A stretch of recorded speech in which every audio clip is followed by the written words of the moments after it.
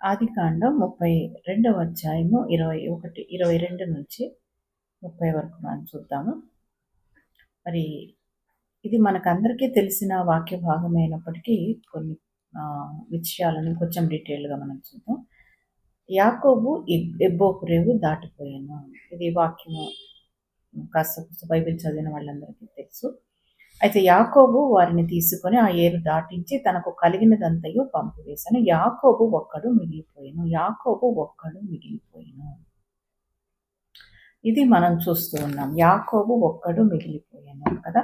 దీంట్లో మనం గమనించినట్లయితే మరి ఈ ఒక్కడు మిగిలినప్పుడు అతనికి ఏం జరిగిందో మనం చూస్తే మరి ఒక నరుడు తెల్లవారు వరకు అతనితో పెనుగులాడాడు. మరి తాను అతన్ని గెలవకుండుట చూచి తొడగొట్టు మీద అతన్ని కొట్టాడు. సో, ఈ పరిస్థితి అయిన తర్వాత ఆయన నీవు నన్ను ఆశీర్వదించితేనే కానీ నిన్ను పోనీయను అని యాకోబు అన్నాడు. అన్నప్పుడు ఆయన ఏమన్నాడంటే నీ పేరేమని అడిగినప్పుడు అతను చెప్పాడు నా పేరు యాకోబు అని చెప్పడం మనం చూస్తాం. నీవు దేవునితోనూ మనుషులతోనూ పోరాడి గెలిచితివి గనుక ఇక మీదట నీ పేరు ఇశ్రాయేలు కానీ యాకోబు అనబడదు. ఇశ్రాయేలే కానీ యాకోబు అనబడదు అనే మాట మనం ఇక్కడ చూస్తున్నాం. అయితే ఇక్కడ గమనించినట్లయితే మరి యాకోబు అంటే అర్థం ఏంటి అంటే మోసగాడు.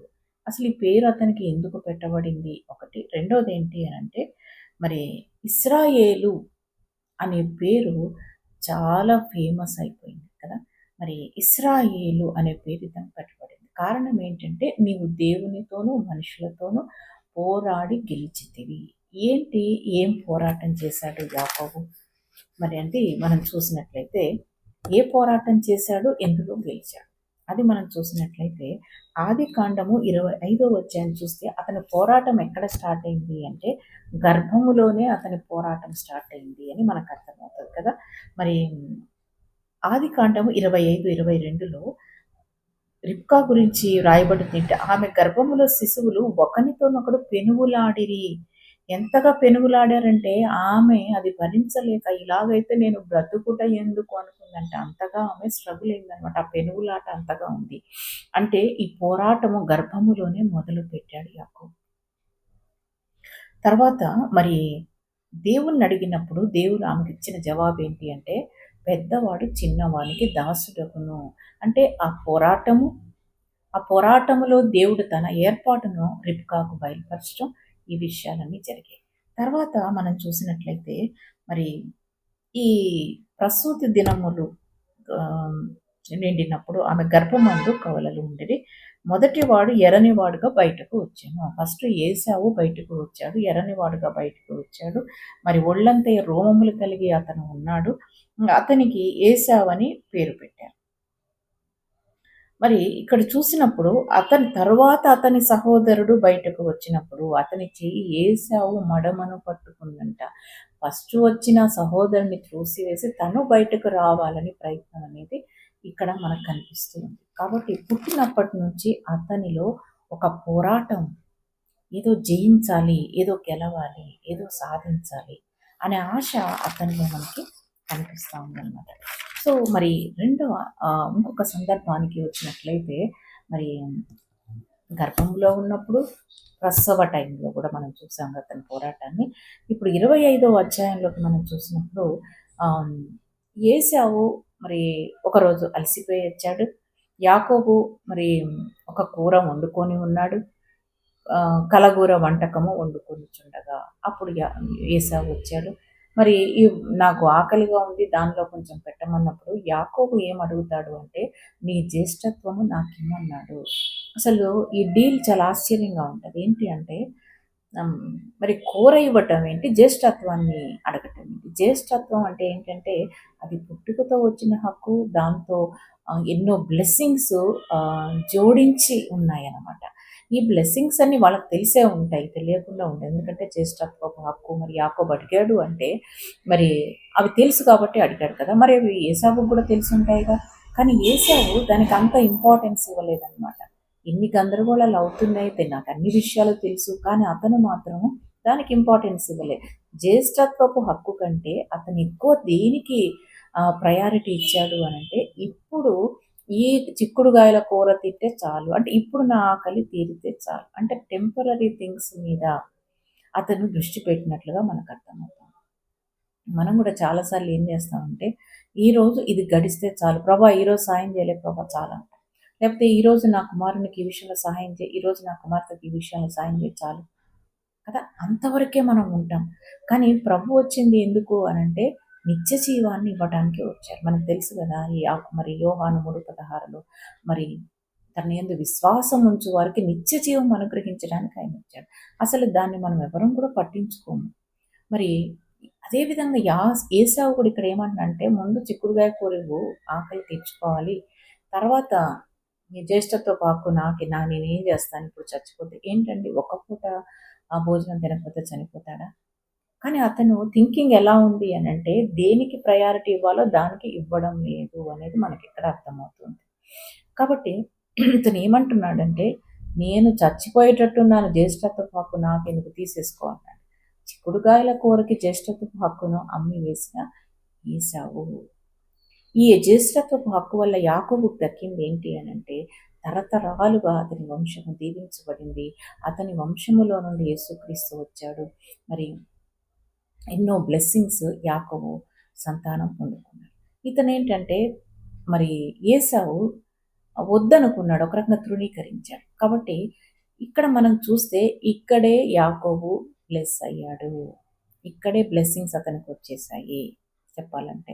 ఎందుకంటే మరి జ్యేష్ఠత్వపు హక్కును అతను కొనేసాడు. ఎంతకు కొన్నాడు అంటే చిక్కుడుగాయల కూరతో కొనేసాడు. మరి ఆ హక్కు ఇతను పొందుకున్నాడు కాబట్టి అప్పుడే అతను దీవించబడ్డాడు నిజం చెప్పాలంటే. అప్పుడే అతని మీదకి దీవెన వచ్చేసింది. దేవుని దీవెనను అతను ఆ దినం నుంచి క్యారీ చేస్తూ ఉన్నాడనమాట.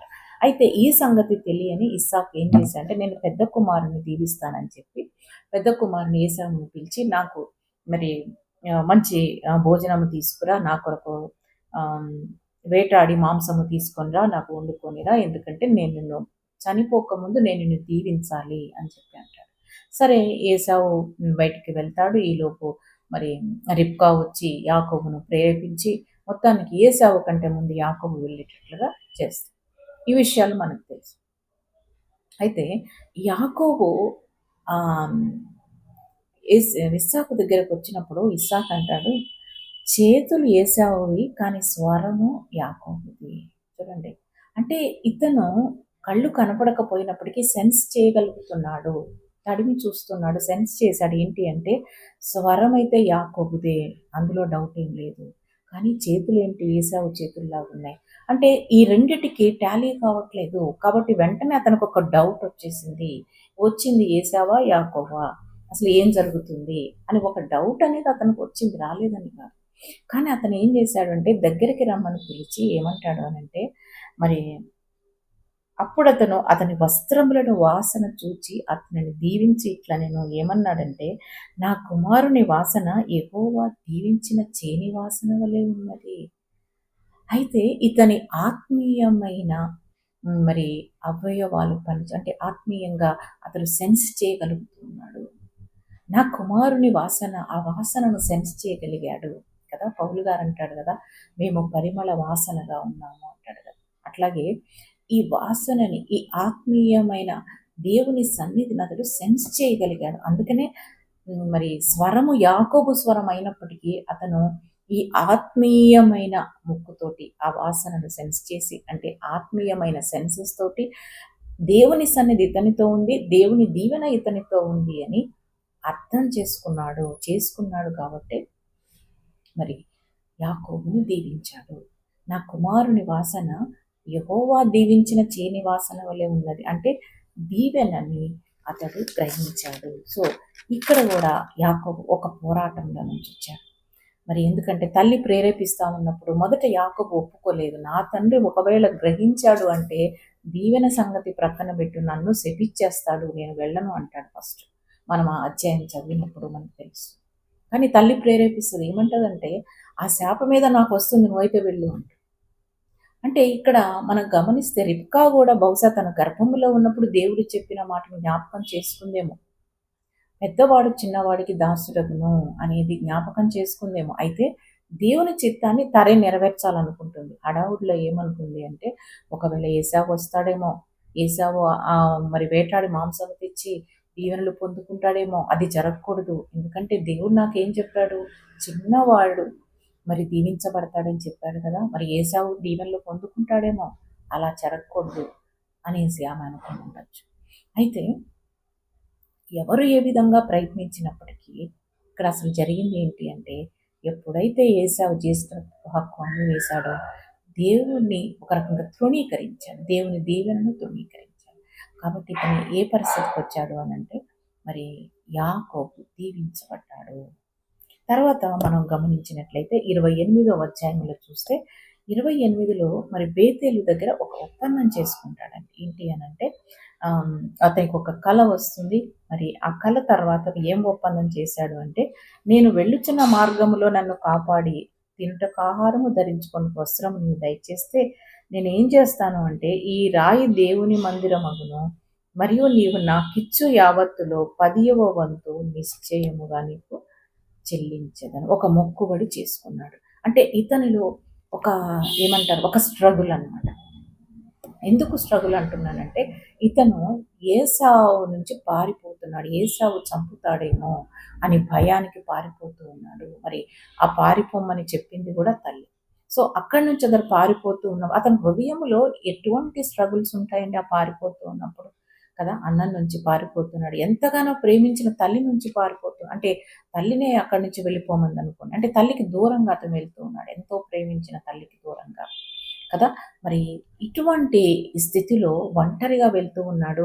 మరి ఎక్కడికి వెళ్తూ ఉండంటే లాబాను దగ్గరికి వెళ్తున్నాడు. తన మేనమామ దగ్గరికి వెళ్తున్నాడు. అక్కడ పరిస్థితులేంటో తెలీదు. మనకైతే ఇక్కడ ఇప్పుడు ఫోన్స్ ఉన్నాయి. అక్కడ ఏంటి? ఎట్లా రావాలి? లేకపోతే లొకేషన్ ఏంటి? ఇలా ఎన్నో విషయాలు కదా! అక్కడ పరిస్థితులేంటి? టెంపరేచర్ ఎలా ఉంది? ఎన్నో విషయాలు మాట్లాడుకొని వెళ్తాం ఒక ప్లేస్‌కి వెళ్ళాలంటే. కానీ యాకోబుకి ఏమీ తెలీదండి. బ్లైండ్‌గా ప్రయాణం చేస్తూ ఉన్నాడు ఆ ప్రదేశం వైపు. ఏమీ తెలీదు. అయితే ఆ పరిస్థితుల్లో అతని హృదయంలో ఒక పోరాటం నడుస్తూ ఉంది. ఆ పోరాటంలో ఏం చేశాడంటే ఎవరి మీద ఆనుకోవాలో అర్థం కాలే. ఎందుకంటే అక్కడ ఎవరు లేరుగా. అతనికి లాబాను పరిస్థితి ఏంటో తెలియదుగా. అసలు లాబానుని ఎప్పుడు చూడలేదుగా. తల్లి వెళ్ళమంది కాబట్టి వెళ్తూ ఉన్నాడు. కానీ అక్కడ ఏమి ఎదుర్కోబోతున్నాడో ఇతనికి తెలీదు. అసలు లాబానికి పెళ్ళయిందా? ఎంతమంది పిల్లలున్నారు? అతను ఆస్తిపరుడా కాదా? తనని స్వీకరిస్తాడా లేదా? ఏ విషయాలు తెలియదండి. ఆ విధంగా వెళ్తూ ఉన్నప్పుడు నిజంగా ఎటువంటి స్ట్రగుల్‌లో ఉంటాడు. ఎటువంటి టెన్షన్‌లో ఉంటాడు కదా! వెళ్తూ ఉన్నప్పుడు ఎప్పుడైతే దేవుడు అతన్ని దర్శించాడో, అతను ఆ దేవునికి మొరపెట్టుకున్నాడు. నన్ను గాని నువ్వు దీవిస్తే నేను మరి ఈ విధంగా 10వ వంతు చెల్లిస్తాను. అంటే ఏమంటున్నాడంటే ఒక మొక్కుబడి చేసుకున్నాడు. ఈ స్ట్రగుల్‌లో, ఈ పోరాటంలో అతను ఏం చేశాడంటే తనకి దర్శనమిచ్చిన దేవునితో ఒక మొక్కుబడిని చేసుకున్నాడు. అయితే ఈ 20వ ఆ తర్వాత లాబాను దగ్గర అతడు ఓటమిని రుచి చూచాడు. లాబాను దగ్గర ఓటమి రుచి చూచాడు. ఎందుకంటే అతని కష్టానికి తగిన ఫలితం దక్కలేదు. ఫస్ట్ స్టెప్‌లోనే ఒక నెల దినములు అతడు అక్కడ టైం స్పెండ్ చేసిన తర్వాత అతని మామ ఏమన్నాడు అనంటే, "నువ్వు ఊరికనే ఉండడం ఎందుకు? నా దగ్గర పని చెయ్యి. జీతానికి పని చెయ్యి" అని చెప్పాడు. ఒక నెల ఒక చుట్టపు చూపుగా వచ్చాడు, ఉన్నాడు. తర్వాత ఏమన్నాడంటే, "నా దగ్గర పని చెయ్యి." మరి లాభానికి అర్థమై ఉండొచ్చు ఇతని పరిస్థితి నెల దినములైనాక ఇతనికి వెళ్ళే పరిస్థితి లేదు అని. సో ఏమనుకున్నాడు అనంటే, ఇక వెళ్ళేది లేదు, నా దగ్గరే ఉంటాడు కాబట్టి నా దగ్గర పని చెయ్యి, నీకు జీతం ఇస్తా. ఓకే. మరి అయితే అప్పుడు ఏమంటాడంటే తనకైతను యాకోబు ఏమంటాడు అనంటే, మరి చూడండి 29వ అధ్యాయము 18వ వచనంలో ఏమంటాడంటే, నీ చిన్న కుమార్తె అయిన రాహేలు కోసము నీకు 7 సంవత్సరములు కొలువు చేసేదను. రాహేలు కోసం 7 సంవత్సరాలు కొలువు చేస్తాను అని చెప్తాడు. మనకి తెలుసు లాబానికి 2 కుమార్తెలు లేయా, రాహేలు. ఓకే. రాహేలు కోసం మరి 7 సంవత్సరాలు నేను కొలువు చేస్తాను అని చెప్తాడు. ఒప్పుకున్నాడు. ఇతనే ఒప్పుకున్నాడు. సో ఒప్పుకున్న తర్వాత మరి అతను మరి 7 సంవత్సరాలయింది. రాహేలుని నాకిచ్చి పెళ్లి చేయమని చెప్తాడు. మరి ఇతను సరే అంటాడు. కానీ అతని దగ్గరికి ఎవరిని పంపిస్తాడు అంటే లేయాని పంపిస్తాడు. తర్వాత యాకోబుకి ఉదయకాలంలో పరిస్థితి అర్థమై, మరి ఎందుకు నన్ను మోసపుచ్చితివి అన్నాడు. నేను అనుకుంటాను బహుశా అప్పుడు యాకోబు తను చేసింది గుర్తు చేసుకొని ఉంటాడు కదా! ఏశావు ప్లేస్‌లో తను వెళ్ళాడు. ఇక్కడ చూస్తే రాహేలు ప్లేస్‌లో లేయా వచ్చింది కదా! ప్లేసెస్ మారిపోయాయి. అక్కడ ఇతను చేసిన పని ఇతన్ని వెంటాడిందేమో అనిపిస్తుంది కదా! ప్లేస్ అయితే పారిపోయాడు గానీ, అతను చేసిన ఆ మోసం అనేది తనను వెంటాడుతూనే ఉంది. కొన్నిసార్లు తప్పు చేసి పరిస్థితులు మార్చివేయాలని ప్లేస్ మారినా, ఆ శాపాలు కొన్నిసార్లు వెంటాడుతా ఉంటాయి. మనం చేసిన మోసాలు మనల్ని కొన్నిసార్లు వెంటాడుతా ఉంటాయి.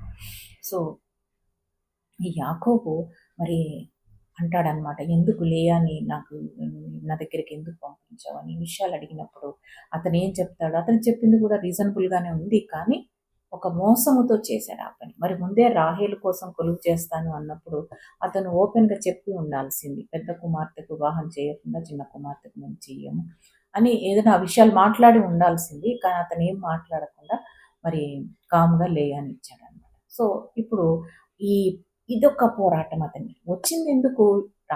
వచ్చిన తర్వాత ఎవరిని ప్రేమించాడు? రాహేలుని ప్రేమించాడు. కానీ దక్కిందెవరు అంటే లేయా. కాబట్టి మరి 7 సంవత్సరాలు అతను కొలువు చేశాడు కదా! సో, ఇది అయింది. అయిన తర్వాత లాబాను జీతం సరిగ్గా ఇయ్యకుండా అతనిని కొంచెం చిన్న చూపు చూడడం, కష్టపెట్టడం ఈ పరిస్థితులు జరిగాయి. కాబట్టి ఇక్కడ అతను ఏం చూసాడంటే మోసాన్ని చూచాడు, ఓటమిని చూచాడు, తన కష్టానికి తగిన ఫలితం లేకపోవడం చూసాడు. మరి ఒంటరితనాన్ని అనుభవించాడు. తను అనుకున్నది జరగకపోవటం కూడా చూసాడు కదా! ఏది తనకి దక్కుతుందనుకోని కష్టపడి 7 సంవత్సరాలు పనిచేశాడో అది తనకి దక్కలేదు కదా! అంటే అన్ని రకాల డిసప్పాయింట్‌మెంట్స్ లాబాను దగ్గర యాకోబు చవి చూసాడు. ఒకవేళ తల్లి దగ్గర గారాబంగా పెరిగుండొచ్చు. మరి ఇస్సాకు ధనవంతుడే కాబట్టి చక్కగా రిచ్‌గా లగ్జూరియస్ లైఫ్ లీడ్ చేసుండొచ్చు.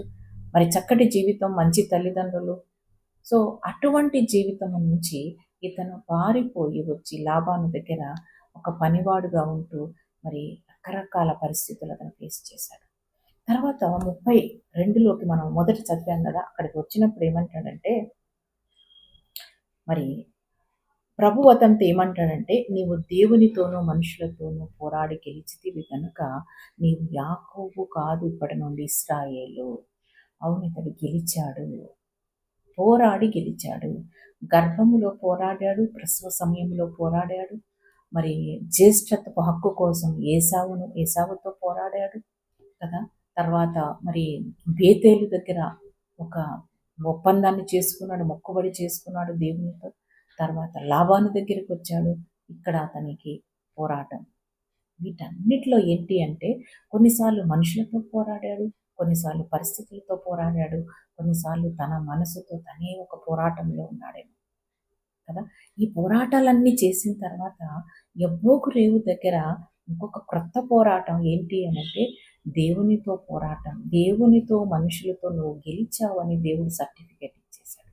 చూడండి ఎంత చక్కటి మరి కాంప్లిమెంట్ దొరికిందో. తర్వాత మరి అతను గెలిచావు కాబట్టి నీ పేరు ఇశ్రాయేల్. ఈ రోజున మనకి తెలుసు కదా! ఇజ్రాయెల్ అనే పేరు ఎంత ఫేమస్ అనేది మనకి తెలుసు. కాబట్టి యాకోబు పొందిన బ్లెస్సింగ్స్ ఏంటి అనంటే శాశ్వత కాలం ఉండే బ్లెస్సింగ్స్ పొందాడు. క్రీస్తు తన వంశంలో నుంచి వచ్చాడు కదా! రక్షణ తన వంశంలో నుంచి వచ్చింది. మరి ఇంకా చెప్పాలి అంటే ఒక దేశము అతని వంశంలో నుంచి ఫార్మ్ అవ్వటానికి అవకాశం ఉంది కదా! కాబట్టి ఇవన్నీ కూడా యాకోబు పొందిన బ్లెస్సింగ్స్. కానీ దానికి ముందు యాకోబు ఎంతో స్ట్రగుల్స్ గుండా వెళ్ళాడు. ఎంతో ఫేస్ చేశాడు. ఎన్నో రకమైన పరిస్థితులు అతను ఫేస్ చేశాడు.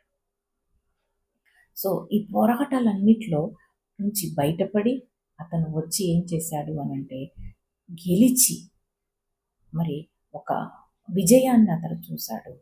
ఇక్కడికొచ్చినప్పుడు అతను అంటాడు ఆ ప్లేస్‌కి మరి ప్రభు తనతో మాట్లాడిన ప్లేస్‌కి పెనూయేలు అని పేరు.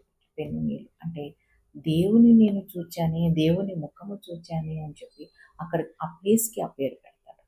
సో, దేవుని ముఖము చూడడానికి ముందు, దేవునితో పోరాడడానికి ముందు అతడు ఎన్నో పోరాటాల గుండా వచ్చాడు.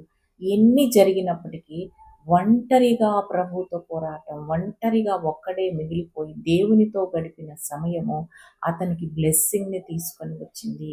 మిగతా అంత పోరాటాలు కూడా ప్రిపరేషన్ మాత్రమే.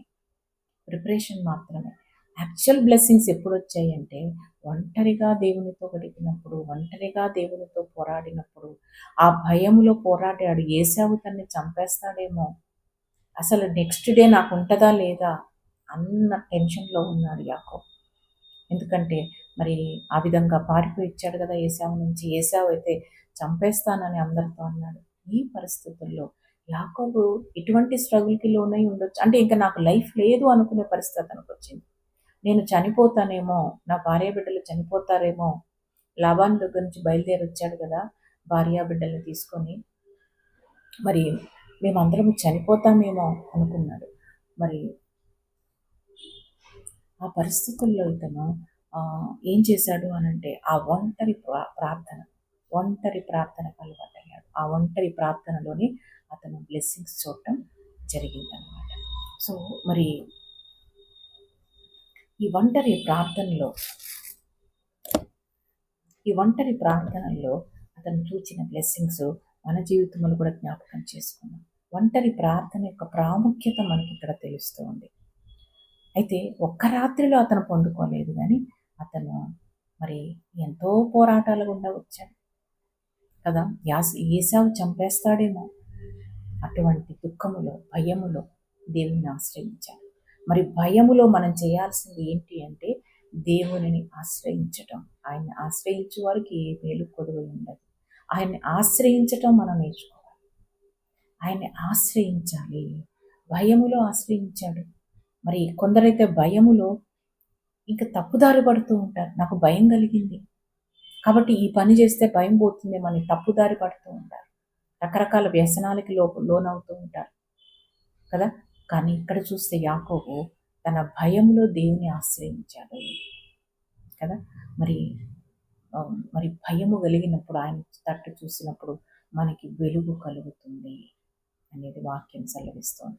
కాబట్టి యాకోబుకు వెలుగు కలిగింది ఆయన తట్టు చూసినప్పుడు. సో భయములో యాకోబు ఒంటరి ప్రార్థన చేసి ఆశీర్వాదాలన్నీ పొందుకున్నాడు. మరి ఏశావు చూడని ఆశీర్వాదాలను యాకోబు చూచాడు. సో ఈ రోజున మనం జ్ఞాపకం చేసుకుందాం. ఒకవేళ రకరకాల స్ట్రగుల్స్ గుండా వెళ్తున్నావా, శత్రువు నుంచి పారిపోతున్నావా, లేకపోతే రేపేమి జరుగుతుందా అని భయంతో ఉన్నావా,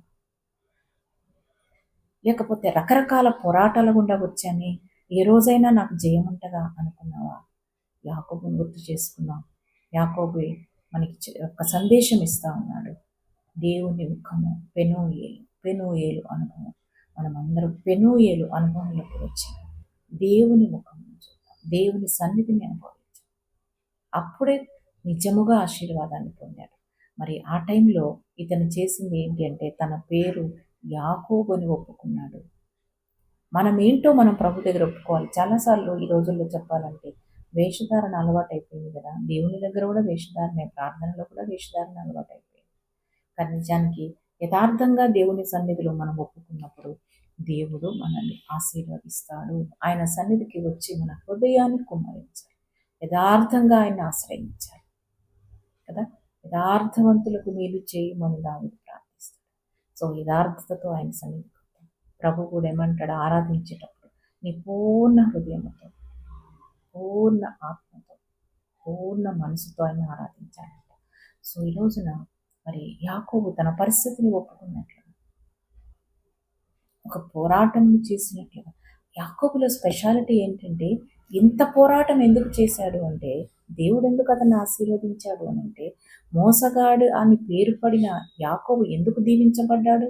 యాకోబు మోసగాడు కదా, ఏశావు మంచివాడు కదా, ఎందుకు దీవించబడలేదు అని మనం అనుకుంటాం. కానీ యాకోబు దీవించబడ్డానికి కారణం ఏంటి అంటే, మరి అతనిలో ఒక డీప్ డిజైర్ ఉందన్నమాట. చాలా ఆశ. దేని కొరకు అంటే ఆశీర్వాదం కొరకు. గర్భము నుంచి పోరాడాడు, ప్రసవ సమయంలో పోరాటం. ఇవన్నీ దేనికి? ఆశీర్వాదం కోసం. ఏశావుని చిక్కుడుగాయల కోరిచ్చి జ్యేష్ఠత్వపు హక్కు అడిగాడు. ఎందుకంటే వెయిట్ చేస్తూ ఉన్నాడు. చాలా డీప్గా ఉంది అతనిలో ఆ కోరిక, ఆశీర్వాదం కోసం కదా. మరి దేవుడు అది గమనిస్తూ ఉన్నాడు.